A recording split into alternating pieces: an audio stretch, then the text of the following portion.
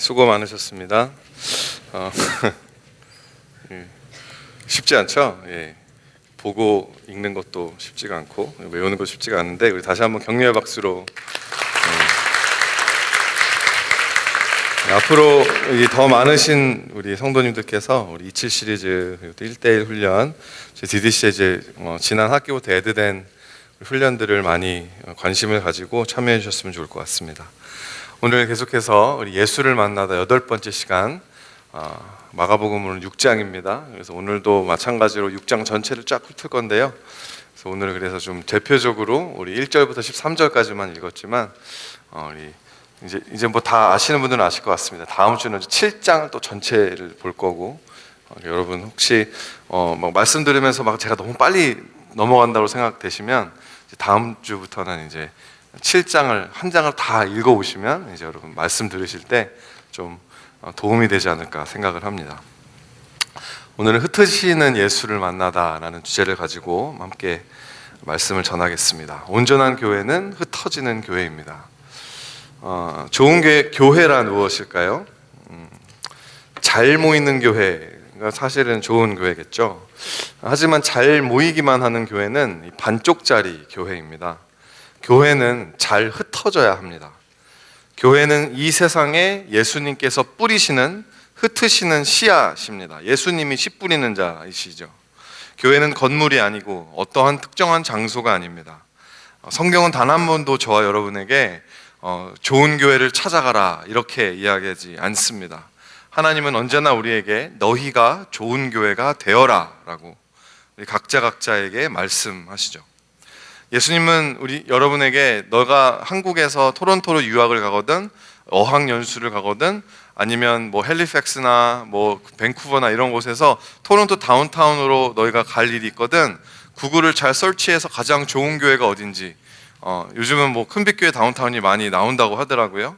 그래서 이제 큰빛교회를 찾아가라 이게 여러분 예수님의 뜻인 줄 알았었죠? 그게 아닙니다. 이 교회를 오라는 것은 예수님의 뜻이 아니셨어요. 예수님의 뜻은 뭐냐? 마태복음 5장 14절 말씀입니다. 함께 읽어보실까요? 시작. 너희는 세상의 빛이라 산 위에 있는 동네가 숨겨지지 못할 것이요. 큰빛교회를 찾아가는 게 주님의 뜻이 아니라 여러분이 빛이 되라고 하는 게 예수님의 뜻인 줄 믿으시길 바라요. 여러분 우리는 근데 흩어지는 것을 별로 좋아하지 않습니다. 교회가 흩어지면 어떡해 이러면서 좀 이렇게 힘들어하는 거죠.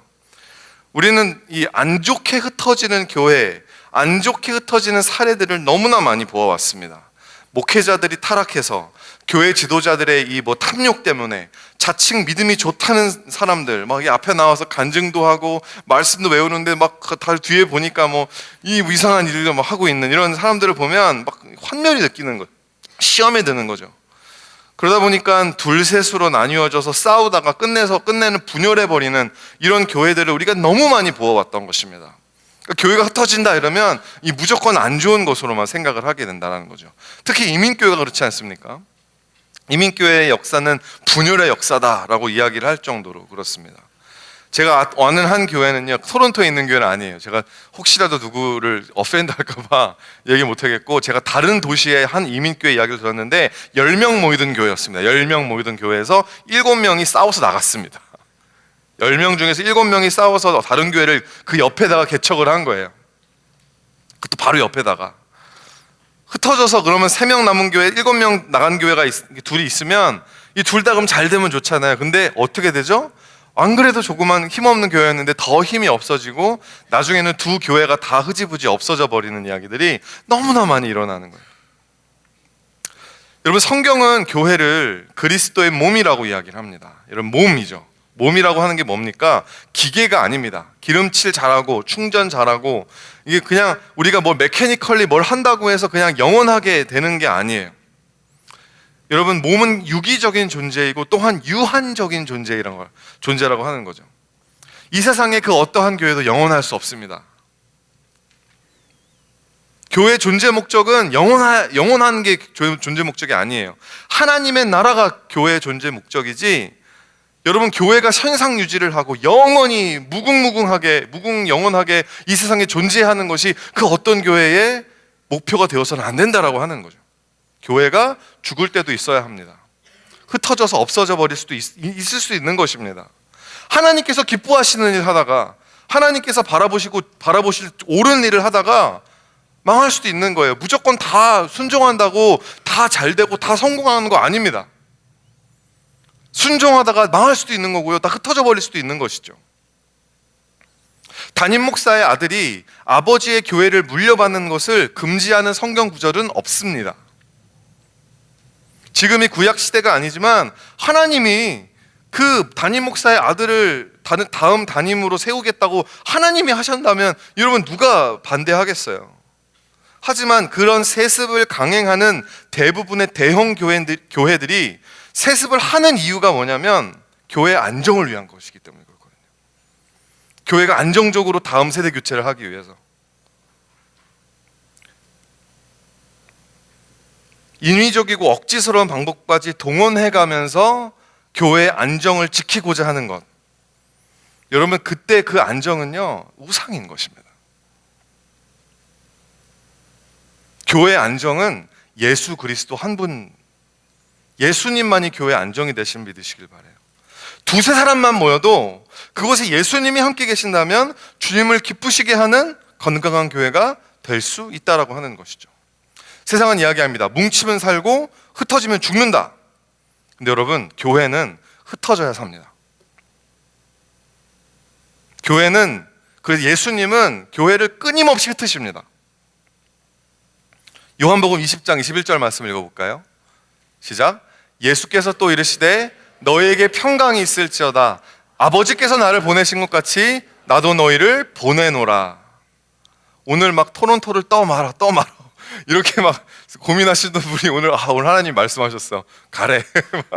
그래서 막 내일 다음 주에는 교회 한 반밖에 안 남고 이러면 안 될 텐데, 하여튼 주님이 하시는 말씀이니까 듣기 원해요. 우리에게는 평강이 뭐냐면 우리는 이거예요. 내가 편안을 누릴 수 있는 곳, 내가 편안하게 예배드리고 등 따숩고 배부르고 그럴 수 있는 곳이 있으면 이곳이 좋사오니 하면서 그냥 눌러 앉는 게 우리가 하기 원하는 거죠. 현상 유지하는 거. 그게 우리의 평강입니다. 그런데 예수님이 우리에게 찾아오셔서 내가 너희에게 평강을 주기 원한다. 근데 그 평강은 어떤 평강이죠? 보냄을 받는 평강이라는 것입니다. 흩어지게 되는 평강이라고 하는 것입니다. 여러분 교회는 흩어져야만 합니다. 이것을 교회의 어려운 말로 사도성이라고 이야기합니다. 영어로 apostolicity. 이것도 되게 발음하기 힘든 단어죠. apostolicity. apostolic 하다라는 말이, 여러분 이게 원래 이 아포스톨로스라고 하는 이 헬라어, 이 아포스리 영어로 사도잖아요. 그러니까 교회의 사도성. 사도가 된다라고 하는 것은 뭐 어떤 교권주의, 사도의 말은 절대로 뭐 이렇게 불순종하면 안 된다 이런 이야기가 아닙니다. 교회가 사도되었다, 사도성이라고 이야기하는 것은 교회가 이 세상에 보냄을 받은 존재라는 걸 의미한다라고 하는 거예요. 하나님께서 교회를 이 세상에 흩으신다라는 것을 의미하는 거라고 하는 것이죠. 그래서 예수님은 계속해서 교회를 흩으십니다. 그래서 제가 오늘 말씀 타이틀을 교회를 흩으시는 예수님을 만나다라고 하려다가 너무 어감이 세고 이거 제목만 읽으면 사람들이 오해하실 것 같아가지고 제가 이제 교회를 빼고 흩으시는 예수님으로 바꿨는데요. 그럼 예수님이 우리를 어떻게 흩으실까? 오늘 본문을 통해서 두 가지 함께 살펴보기 원합니다. 첫 번째, 세상 속으로 교회를 흩으시는 예수님입니다. 예수님은 세상 속으로 우리를 계속해서 흩으십니다. 오늘 본문 6절 하반부에서 13절까지 마가복음 6장 6절 하반부에서 13절까지 예수님이 제자들을 둘씩 짝지어서 흩으십니다. 둘씩 짝지어서 세상 속으로 보내시는 거예요. 근데 그 전반부에는 어떤 이야기가 나오냐면 예수님께서 그들을 흩으신 세상이 어떠한 모습인가, 어떠한 세상으로 예수님께서 우리를 흩으시는가를 보여주시기 위해서 예수님께서 자신의 고향이었던, 고향은 베들레헴이었지만 유아 시절과 유년 시절과 청소년 시절을 보내셨던 나사렛에서 있었던 이야기를 들려주시는 거예요. 어떤 세상으로 이 제자들이 흩어지고 보내지게 되었냐? 여러분 그 세상은 첫 번째로 예수님을 믿지 않는 세상이라는 것이죠. 우리는 예수님을 믿지 않는 세상 속으로 보내지게 됩니다. 마가는 제자들이 흩어져 들어간 세상이 어떤 곳인지를 설명하기 위해서 이 나사렛 이야기를 하는 거예요. 여러분 농구 경기도 그렇죠? 요즘 이제 2부 예배 8시에 이제 게임 2가 있는데 2부 예배 제 설교 중간입니다. 제가 그때는 성령 충만해져서 다 잊어버리고 설교를 하다가 이제 예배가 마치면 딱 기억이 날 것 같은데, 이 농구 경기도에 홈 게임 어드밴티지라는 게 있잖아요.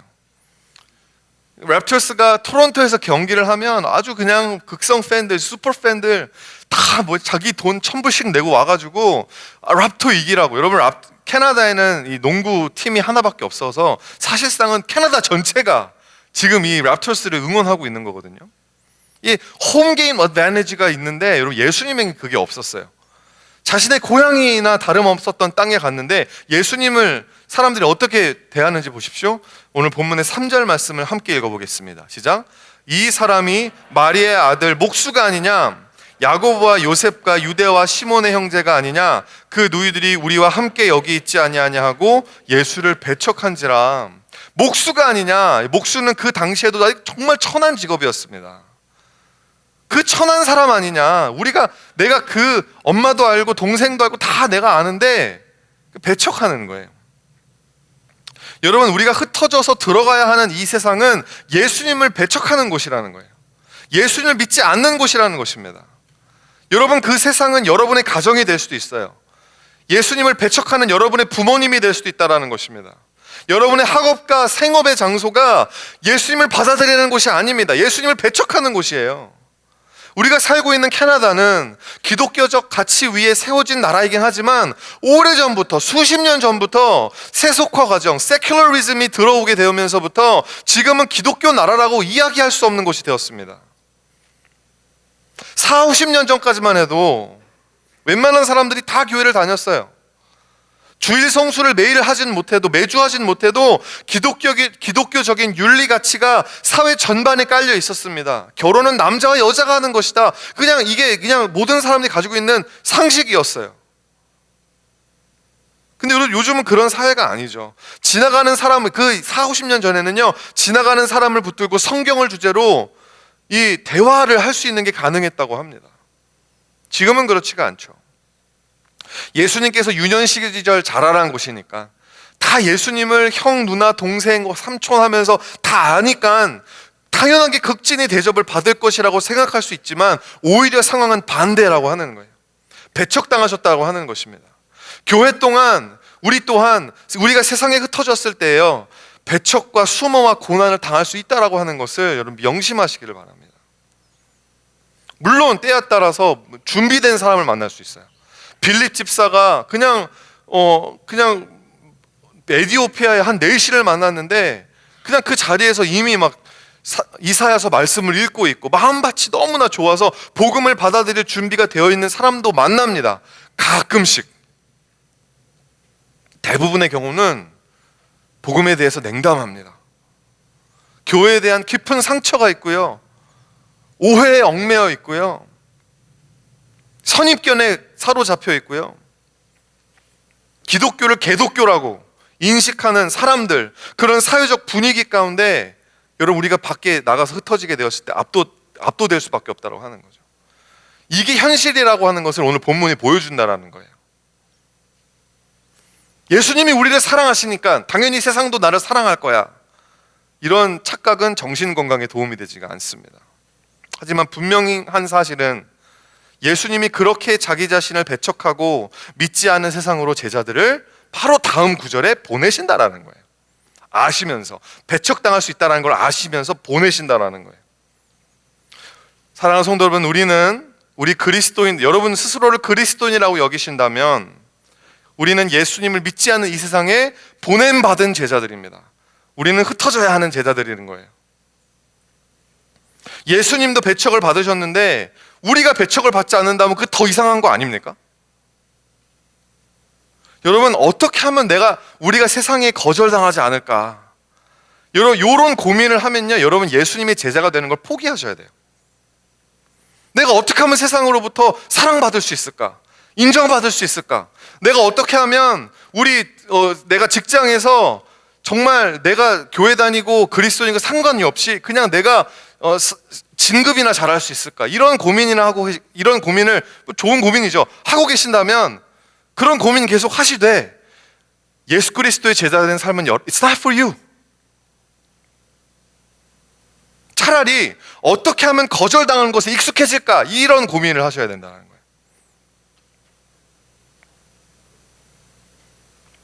예수님께서 제자들을 보내시면서 이렇게 말씀하세요. 11절 말씀 함께 읽어볼까요? 시작. 어느 곳에서든지 너희를 영접하지 아니하고 너희 말을 듣지도 아니하거든 거기서 나갈 때에 발 아래 먼지를 떨어버려 그들에게 증거를 삼으라 하시니. 여러분, 복음을 가지고 우리가 세상으로 나아갈 때 세상 사람들은 미워할 거예요. 싫어할 거예요. 거절할 것입니다. 예수님께서 예언하고 계신다고 하는 것이죠. 그럼에도 불구하고 우리를 보내신다는 것입니다. 여러분, 제가 이 지난번에 그 마태복음 24장을 읽다가 어떤 깨달음이 하나가 온 게 있는데 이제 오늘 같이 생각이 나가지고 나누려고 합니다. 마태복음 24장 40절에 41절 말씀이 있는데요. 제가 읽어드릴게요. 그때에 두 사람이 밭에 있음에 한 사람은 데려가고 한 사람을 버려둠을 당할 것이요 두 여자가 맷돌질을 하고 있음에 한 사람은 데려가고 한 사람은 버려둠을 당할 것이니라. 이렇게 이야기가 나옵니다.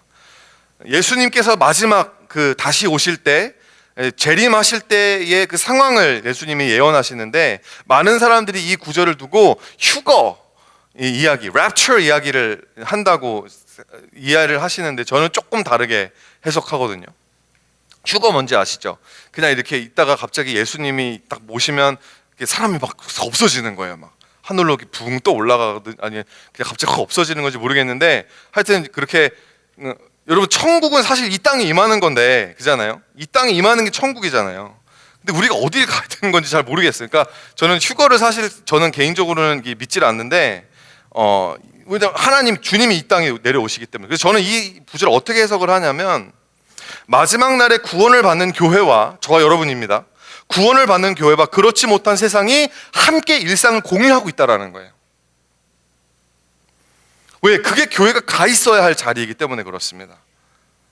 교회들끼리 모여서 예수님 사랑하는 사람들끼리 모여서 우리들끼리만 맷돌질하고 우리들끼리만 밭 깔고, 그게 아니라 마지막 때에 예수님이 다시 오실 그때에 교회가 있어야 할 자리는 어디냐?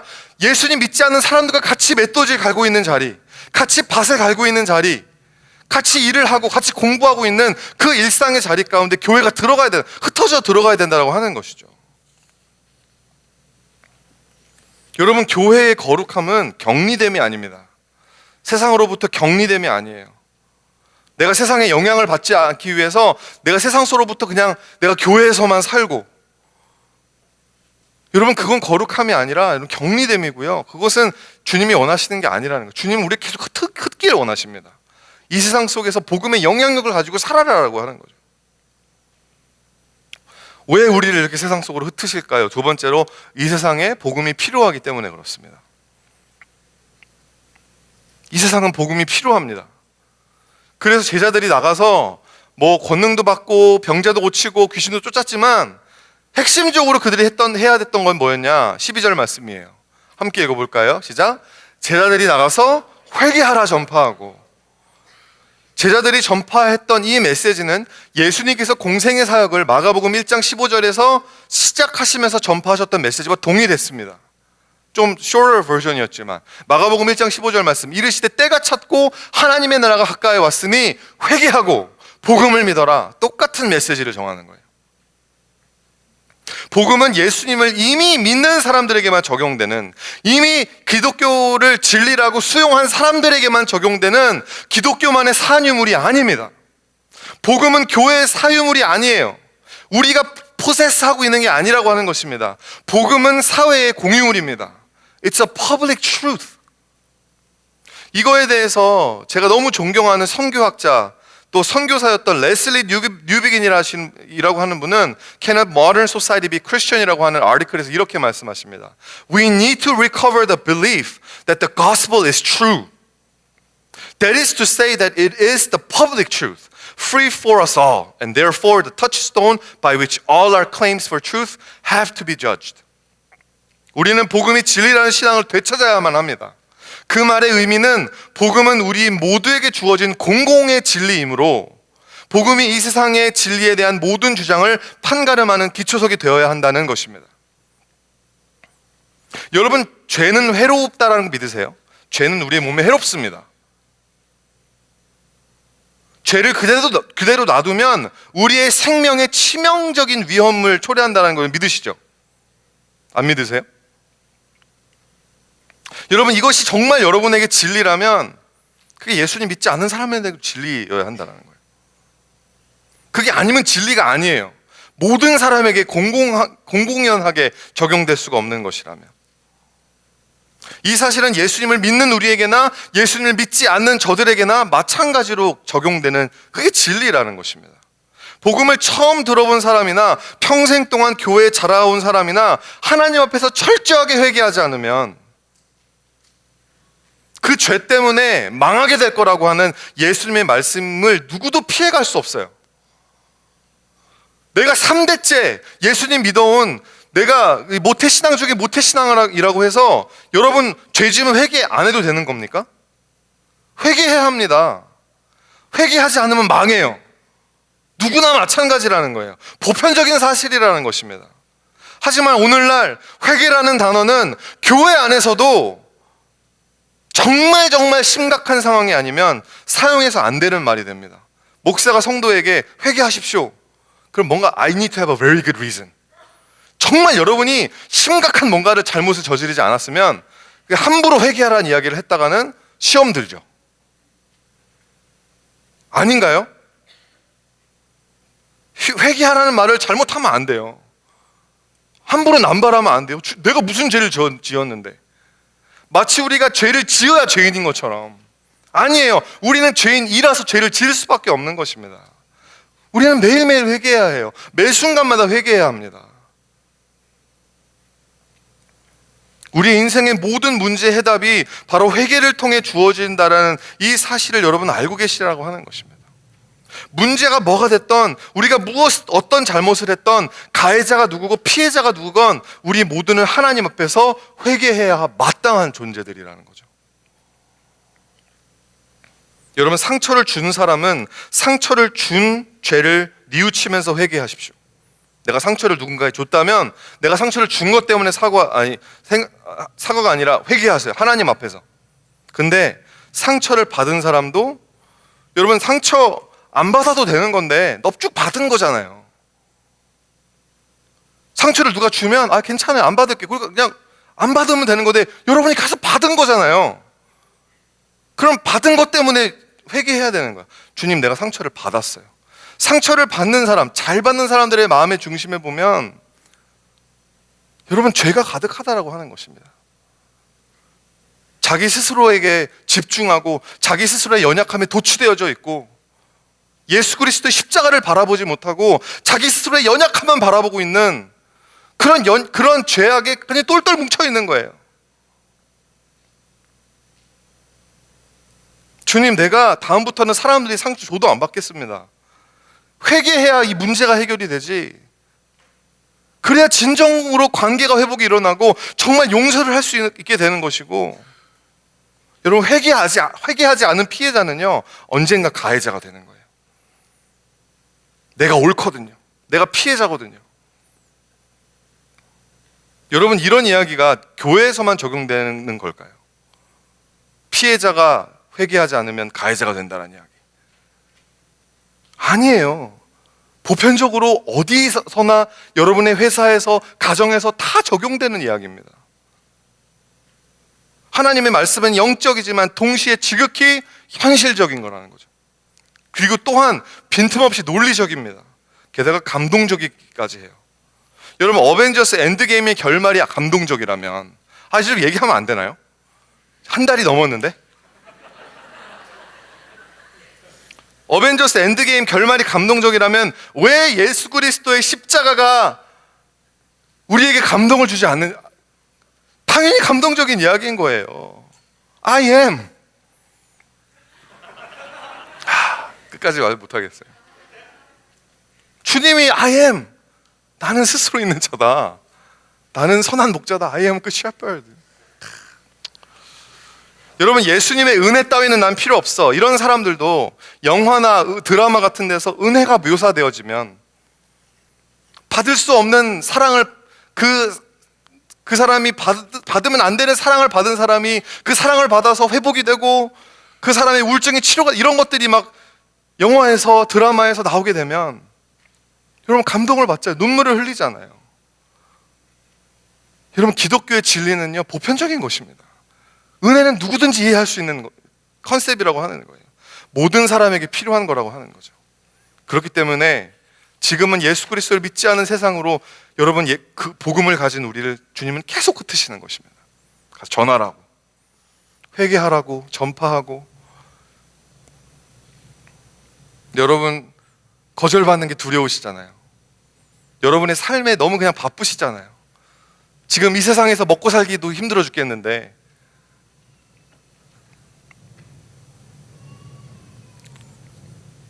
제자로 사십시오, 여러분. 예수님의 제자로 살기를 결정하세요. 두 번째로, 광야 속으로 교회를 흩으십니다. 예수님은 광야 속으로 교회를 흩으십니다. 마가복음 6장 14절부터 8장 30절까지 마가복음의 새로운 섹션이 시작이 됩니다. 이 섹션의 주제는 물러감이에요. withdraw. 예수님의 사역의 주무대였던 갈릴리에서 예수님이 계속 물러나십니다. 그래서 예루살렘으로 가셨다가 두로와 시돈으로 가셨다가 빌립보 가이사랴도 다니시면서 계속해서 예수님 뭘 하고 계시냐면 무리를 피하세요. 사람들이 많이 몰려있는 곳을 피해 다니시면서 기도하시는 모습들, 물러나시는 모습들이 암시적으로 묘사된 것까지 이 6장 14절부터 8장 30절까지 한 대여섯 번이 나오게 됩니다. 이게 주제예요. 그래서 이 섹션의 시작이 뭘로 시작하냐면 광야에 외치는 소리였던 세례 요한의 죽음에 대한 이야기로 시작을 합니다. 모세가 이 애굽의 히브리 사람들을 광야로 이끌어냈던 것처럼 세례 요한은 예루살렘과 유대 사람들을 광야로 이끌어내죠. 마찬가지로 예수님은 저와 여러분을 광야로 초청하십니다. 흩으십니다. 사랑하는 성도 여러분, 광야로 보내지는 것을 두려워하지 마십시오. 왜냐하면 광야는 어떤 곳이냐면 하나님을 경험하는 곳이에요. 하나님을 알아가는 곳입니다. 자, 첫 번째로 우리는 그곳에서 안식을 얻습니다. 안식의 주님을 만나게 됩니다. 둘 식짝을 지어가지고 전도 여행을 보냈어요. 돌아온 제자들이 아주 그냥 녹초가 되어 있는 거죠. 얼마나 힘들었겠습니까? 전도라고 하는 게 너무 즐거운데 이 고된 노동과 같거든요. 그래서 예수님은 제자들에게 육체적인 쉼이 필요하다는 것을 너무 잘 아셨습니다. 그래서 마가복음 6장 31절 말씀에 함께 읽어보겠습니다. 시작. 이르시되 너희는 따로 한적한 곳에 가서 잠깐 쉬어라 하시니. 너무 안심이 되지 않아요? 주님이 너 뭐 하는 거야? 놀고 있어? 일해야지, 전도해야지, 이렇게 안 하시고 우리가 힘들면 가서 좀 쉬어. 여러분, 몸이 쉬어야 마음도 쉬는 것입니다. 여러분, 자유인과 노예를 나누는 기준은 우선은 신분이 중요하겠죠. 자유인의 신분이 있는가 아니면 노예 신분인가. 근데 가장 근본적으로 자유인은 어떤 사람이냐? 쉴 수 있는 사람이에요. 노예는 어떤 사람이냐? 쉴 수 없는 사람입니다. 자이던 타이던. 여러분은 쉴 수 있는 사람입니까? 지금 아주 잘 쉬고 계신 분들이 많습니다. 애굽은 이스라엘에게 쉼을 허락하지 않았어요. 쉬지 말라고 했습니다. 모세가 이 이스라엘 백성들을 데리고 우리가 광야에 나가서 예배를 드리겠다고 바로한테 이야기하니까 바로가 뭐라 그러냐면 출애굽기 5장 8절에서 9절 말씀에 그들이 게으름으로 소리질러 이르기를 우리가 가서 우리 하나님께 제사 드리자 하나니 그 사람들의 노동을 무겁게 함으로 수고롭게 하여 그들로 거짓말을 듣지 않게 하라. 예배 드리는 게 게으른 거라고 세상은 이야기하는 거예요. 시간 낭비라고 이야기하는 거죠.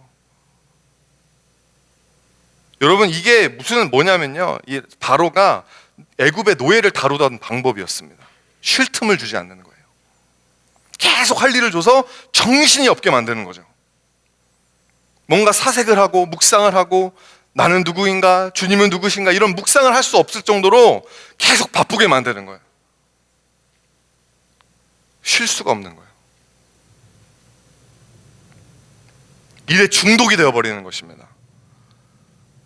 일을 또 잘하면 조금씩 보상을 줘요.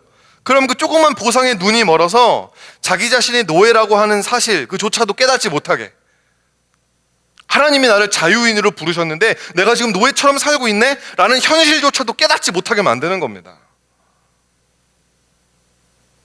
쉬는 것은 곧 게으른 거야 라는 굴레를 뒤집어 씌워서 쉬는 사람들로 하여금 마음의 죄책감을 느끼게 만드는 거죠. 좀 쉴 수도 있는 건데 쉬면 막 불안한 거예요. 몸이 쉬어야 여러분 마음도 쉬는 것이지만, 하지만 몸이 쉰다고 꼭 마음이 쉬게 되는 것도 아니에요. 몸은 탁 쉬는데 마음은 쉬지 않을 때가 많습니다. 우리의 마음이 정말 쉴 수 있을 때는요, 예수님과 연결될 때입니다. 믿으십니까? 예수님과 연결되면 우리의 마음이 쉽니다.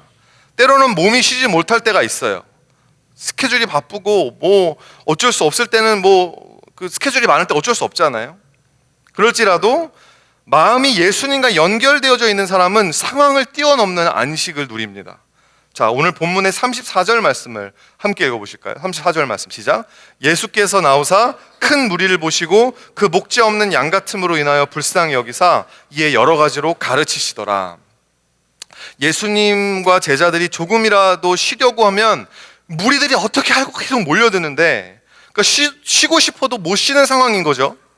근데 그런 상황 속에서 예수님의 마음을 제자들이 알게 되었어요.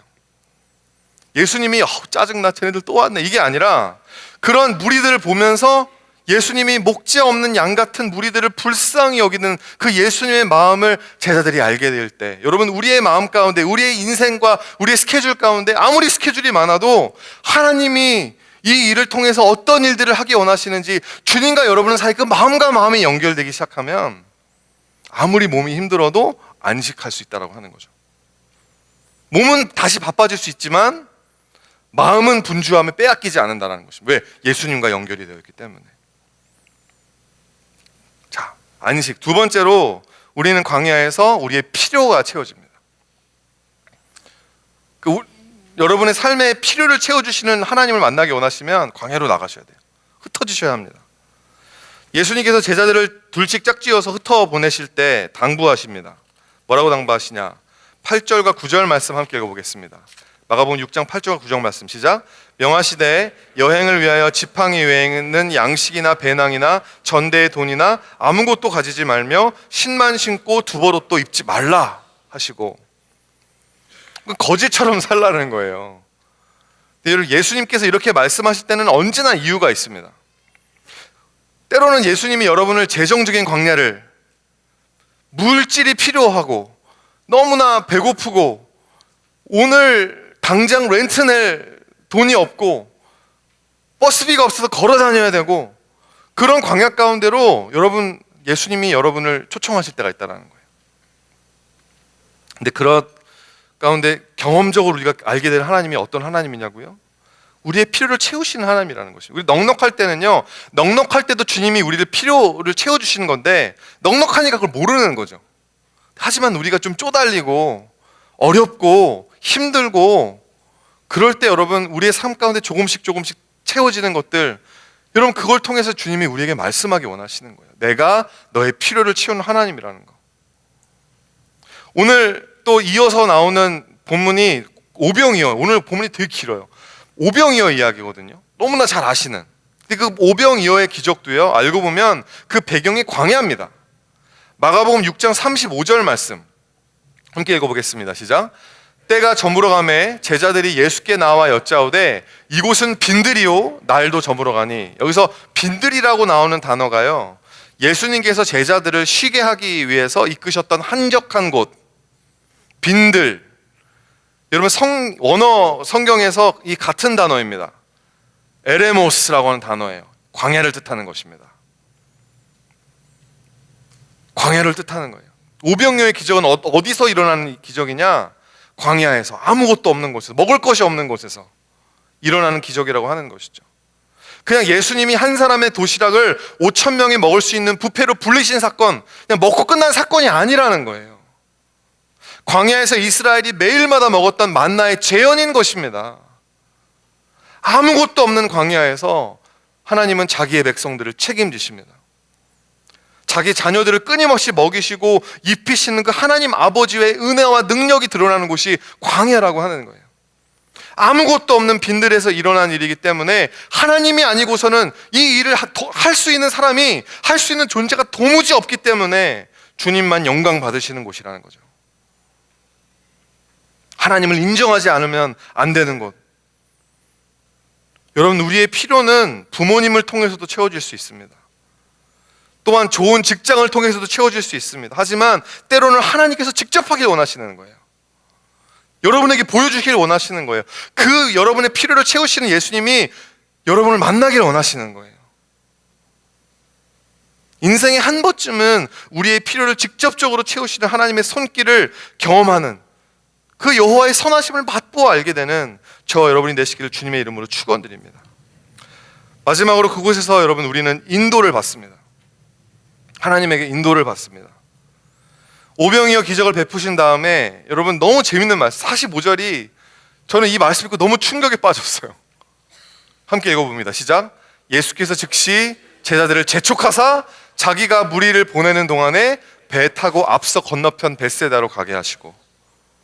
여러분, 오늘날 이렇게 인도하심 받을 수 있는 교회가 얼마나 될까요? 남자만 5,000명이 모였습니다. 그죠?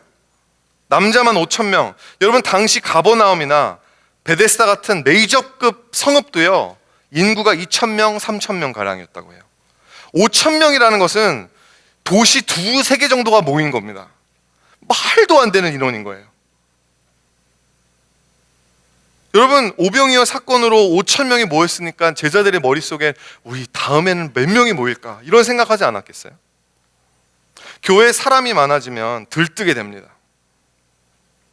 들떠 있는 상황인 거예요. 근데 여러분, 예수님께서 다들 지금 너도 나도 할 것이 예수님 왕 삼자, 예수님이 우리의 메시아다, 그렇게 다 예수님을 따르기 원하는 사람들이 5,000명이나 우글우글 모여있는데 예수님이 즉시 제자들을 재촉하여서 배를 태워서 멀리 보내버리시는 겁니다. 흩어버리는 거예요, 무리를. 저는 이 구절을 통해서 엄청난 충격과 도전을 받게 되었습니다. 요즘 제가 교회가 무엇일까 너무 고민을 많이 하고 있거든요. 예수님은 이런 상황에 어떻게 보면 좀 모아가면서 어떻게 좀 끌고 갈까, 그렇게 고민을 하는 게 아니에요. 예수님은 흩어버리시는 거예요. 목회가 좀 잘 돼서 교회가 성장하면 어떻게 더 성장시킬까? 100명이 되면 어떻게 200명을 만들까? 200명이 되면 어떻게 500명을 만들까? 여러분, 그게 목사들의 욕심입니다. 그게 성도들의 자부심 아닙니까? 우리 교회 300명 모여, 우리 교회 5,000명 모여, 우리는 2만 명 모이는 교회야. 그런 거 안 좋아하시는 분들도 계시겠지만, 여러분, 교회에 사람이 많아지면 많아질수록, 사역이 성공적이면 성공적일수록 다시 광야로 흩어버리기 원하시는 예수님의 음성을 듣기가 더 어려워집니다. 성공에 취해버리고 성장에 취해버려가지고 교회에 계산할 것이 많아지고 잃어버릴 게 많아집니다. 정신 똑바로 차리지 않으면 예수님과 상관없는 교회 될 수 있는 거예요. 예수님의 뜻과 전혀 무관한 교회. 예수님은 재촉해서 좀 흩어라. 근데 여기가 좋사오니 주님 5,000명이 모였거든요, 여기 지금. 저는 큰빛교회 다운타운이 그렇게 주님의 음성에 무뎌지는 교회가 되지 않을까 너무 두렵습니다. 광야로 나갔던 이스라엘이 40년 동안 광야에서 하나님의 인도를 받았던 것처럼 교회도 광야로 나가서 하나님의 인도를 받아야만 합니다. 우리끼리 뭉쳐야 사는 게 아니라 주님의 뜻대로 흩어져야 사는 거예요. 복음을 가지고 둘씩 짝지어 흩어져야 이 교회는 산다라는 거죠. 사도행전 1장 8절에 이런 말씀이 있죠. 오직 성령이 너에게 임하시면 너희가 권능을 받고 예루살렘과 온 유대와 사마리아와 땅끝까지 이르러 내 증인이 되리라. 이 말씀 모르시는 사람 거의 없을 거예요. 그래서 처음으로 성령이 임합니다. 권능을 받습니다. 며칠 만에 수천 명을 헤아리는 교회로 예루살렘 교회가 성장해버립니다. 너무나 사람들이 갑자기 모여오니까 행정적으로 마비가 되어서 집사 7명을 세워야 할 정도로 정신없는 교회가 되어버립니다. 그런데 흩어지지 않습니다. 스스로는 흩어지지 않습니다. 예수님의 말씀, 사도행전 1장 8절 예수님의 말씀을 지키지 않는 거예요. 예루살렘에서 있는 거예요. 여기가 좋사오니, 여기가 편합니다. 그래서 여러분, 사도행전 1장 8절의 실행은 사도행전 8장 1절의 역사로 이루어져요. 재밌죠? 1장 8절은요 8장 1절로 이루어지게 됩니다. 8장 1절 보여주세요. 같이 함께 읽어보겠습니다. 시작. 그날에 예루살렘에 있는 교회에 큰 박해가 있어 사도 외에는 다 유대와 사마리아 모든 땅으로 흩어지니라. 교회가 흩어지지 않으니까 성령님께서 큰 박해를 통해 교회를 유대와 사마리아로 흩어버리시는 거예요. 교회가 스스로 광야에 들어가지 않으니까 광야가 교회를 찾아오는 겁니다.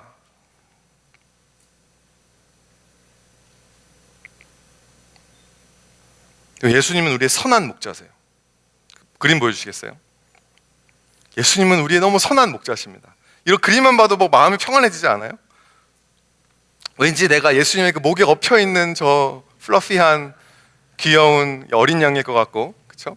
전혀 보기에는 안 그렇지만, 여러분, 예수님이 왜 굳이 저렇게 양을 목에다 걸고 다니실까요? 왜 그러실까요? 안 무거우실까? 그렇게 양이 좋아서? 저도 저희 아이들 좋지만 웬만하면 걸어 다니게 해요. 무겁거든요. 팔 아파요. 목에다 이렇게 하면 목 디스코입니다. 거북목 돼요. 안 돼요. 여러분, 예수님이 저렇게, 그러니까 목자들이 저렇게 양을, 지팡이와 막대기가 있잖아요. 지팡이는 양이 다른 길로 갈 때 이렇게 저기 꼬부라는 대로 이렇게 목을 쫙 해가지고 이렇게 끌고 오는 거예요. 잘못된 길로 갈 때. 근데 아무리 이걸 끌어줘도 목자 말을 안 듣잖아요. 목자의 음성을 못 듣잖아요. 그러면 이 막대기로 뭘 하냐면 다리를 부지릅니다. 그러니까 들고 다니는 거예요. 그래서 여러분 모르셨죠? 지금 예수님이 저 부러뜨린 거예요. 쟤는 못 걸어요 지금. 그래서 이고 다니시는 거거든요. 어쩔 수 없잖아요. 한 마리의 어린 양도 잃어버리지는 않으시는 거거든요. 발목이 접질리게 해서라도 안식하게 하시는 거예요. 아멘. 찬양인도. 직장에서 해고를 당하게 해서라도 하나님의 채우심을 경험하게 하시는 거예요. 여러분, 지교회주의, 성장주의, 그리고 세속적 성공주의에 더 이상 예수님의 음성이 들리지 않는 병든 교회를 회복하시기 위해서 여러분 끊임없이 우리를 예수님을 믿지 않지만 예수님이 절실히 필요한 세상 속으로 흩어버리시는 것입니다. 말씀을 정리합니다. 이 세상에 영원한 교회는 없습니다. 이 교회를 포함해서 교회의 본질은 예수 그리스도 한 분입니다. 다른 게 없습니다. 교회는 이 세상에 흩어져서 예수 그리스도의 복음을 전하고 사람들로 하여금 회개에 이르게 하는 목적을 가지고 있어요. 그러므로 교회는 끊임없이 흩어져야 합니다.